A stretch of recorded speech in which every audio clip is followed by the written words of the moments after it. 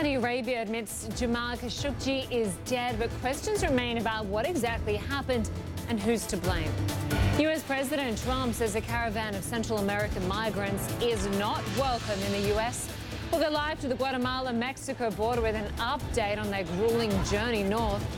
And a second Brexit vote? That's what demonstrators on the streets of London are calling for. Hello, I'm Lynda Kinkade. Welcome to CNN Newsroom.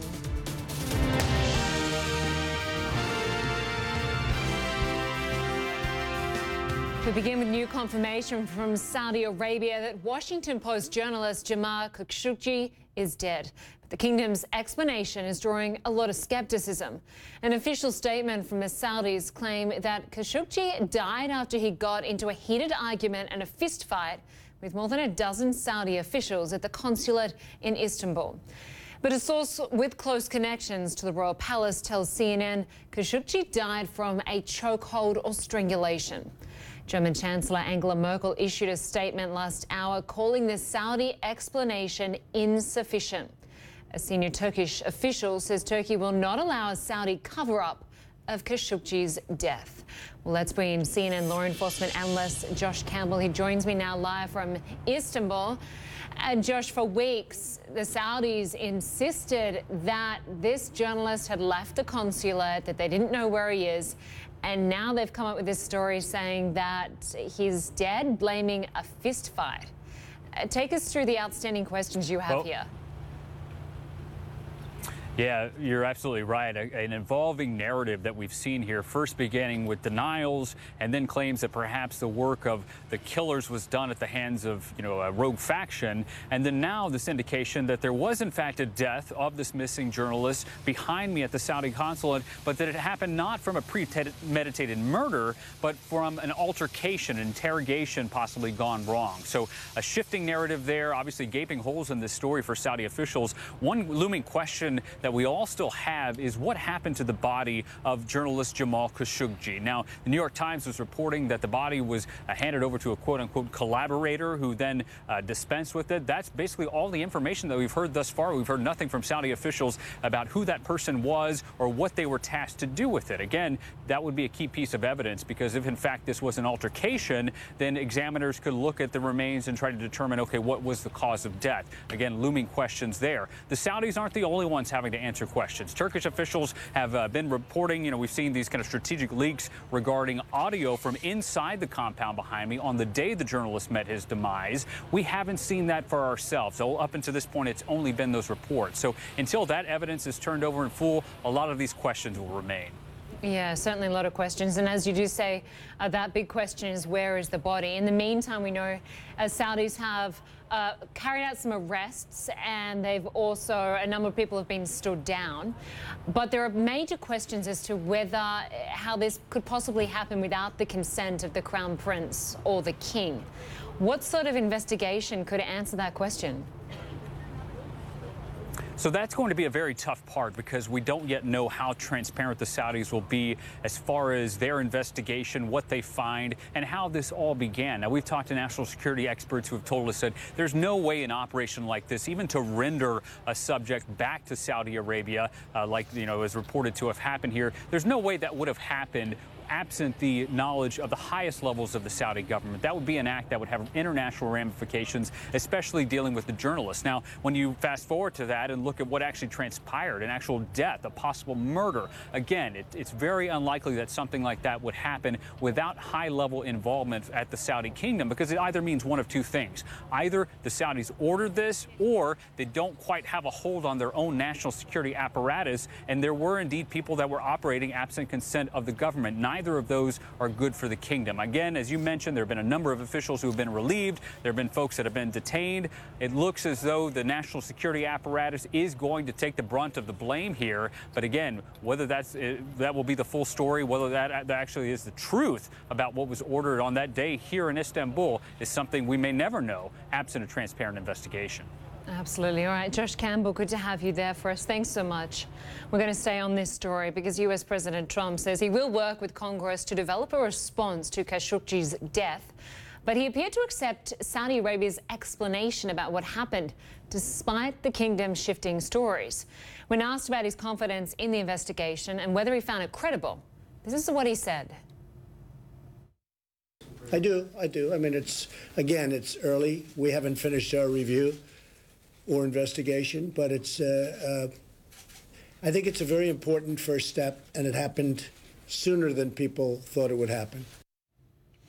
Well, many lawmakers in the U.S. aren't buying the Saudi explanation of Khashoggi's death. They're even parting ways with the U.S. president, who deemed it credible. Republican Senator Lindsey Graham tweeted, "To say that I am skeptical of the new Saudi narrative about Mr. Khashoggi is an understatement." The top Democrat on the Senate Foreign Relations Committee, Bob Menendez, says he wants Mr. Trump to use a U.S. law to investigate the Saudis for possible human rights violations. And Senator Rand Paul demands Saudi Arabia pay a severe price. The U.S. should halt military sales, aid and cooperation with Riyadh immediately.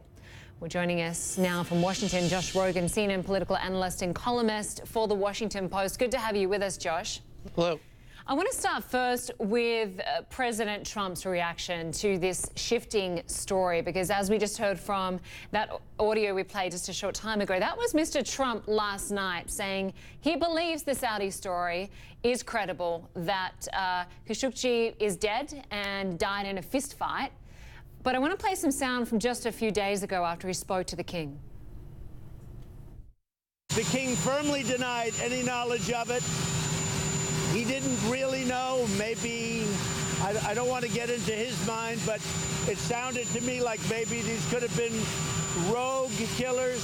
Who knows? His denial to me could not have been stronger, that he had no knowledge. And it sounded like he and also the crown prince had no knowledge. So the president both times, in both cases, taking the Saudi line at its word.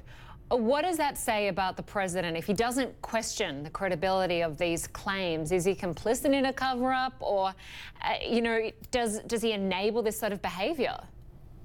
Well, at the very least, he's enabling the behavior. At the very worst, he's making the United States government complicit in the Saudi regime's cover-up. That's why I think the Washington Post editorial board and members of Congress in both parties have called for not only a U.S. congressional investigation into what happened to Jamal, but also an investigation into the Trump administration's handling of this case. I mean, what's clear from the clips that you just showed is that the president, the king and the king and the crown prince have lied to the president of the United States for over 2 weeks, and the president believed the lie, and now he believes the new lie. Okay, and that's troubling for anyone who cares about rule of law, open information, open press, open societies, and accountability and justice. That first of all, the Saudi Arabian regime has no intention of pursuing those things, and the U.S. government, as represented by the president, has no intention of holding them to account. And so that sort of leads you to the question of, okay, well, how can we ever hope to find out the true story of what happened to Jamal? And that's, again, why the Washington Post editorial board today, again, called for a public, international, independent investigation, perhaps led by the UN, because we certainly can't depend on the Saudi government to tell us what happened. We may not be able to depend on the Turkish government to tell us what happened. And the Trump administration has made it clear that it's going to side with the Saudi regime, not with those who want to find the truth about what happened to Jamal. Absolutely. And it's interesting, as I mentioned earlier, many lawmakers on both sides of the political divide here in the United States are questioning the stories coming out of Saudi Arabia. We heard from a Democrat, Chris Murphy, who called the explanation preposterous, from Republican Bob Corker, who said Saudi's explanation continues to change with each passing day, so we should not assume the latest holds water. If President Trump doesn't want to do anything about this, if he continues to kind of toe the Saudi line, what can Congress do? What sort of punishment could we see? Well, Congress has a few tools at its disposal. One you mentioned, which is human rights-related sanctions on Saudi officials, including up to the crown prince under the Magnitsky Law. Another one is to continue holding arms sales and arms deliveries to Saudi Arabia. That's on hold now, but they can continue to hold that.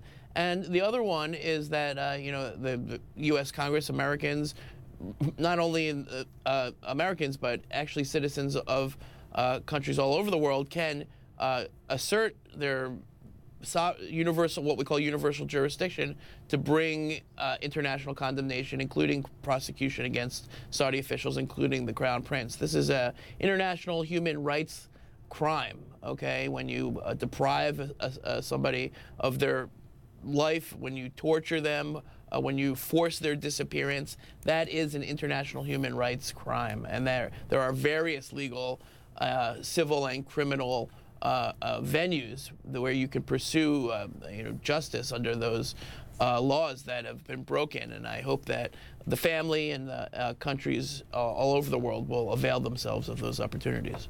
Absolutely. All right, Josh Rogin, we'll have to leave it there for now, but thanks so much for that insight. Thank you.